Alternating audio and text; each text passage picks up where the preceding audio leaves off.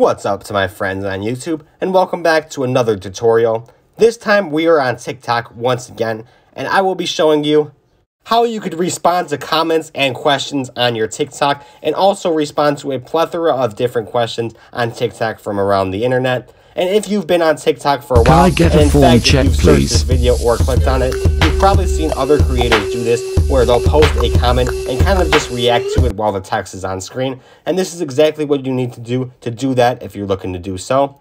So what you're going to do is head over to your profile, click the little 3 lines in the top right corner, and then you could head over to your settings. And this settings menu is going to come up with a bunch of different options, but it does have the Q&A section, which is what you're going to be looking for when you want it. And I take that back for a second, and it's actually under Creator Tools instead of Settings. It's right below Settings, that's kind of why I got confused. But once you go there, it'll show you the Q&A option 4 spots down, and you can see it has 3 different tabs: 1 suggestion, 1's answers, and 1's questions. The suggested is what I was talking about from questions all around the world. It's just questions that are most popular right now on TikTok. And as I do one with one of those questions, you could see exactly what I'm talking about with the text on screen. And I could record whatever I want from here and just do a little voiceover or whatever I'm trying to achieve on my TikTok.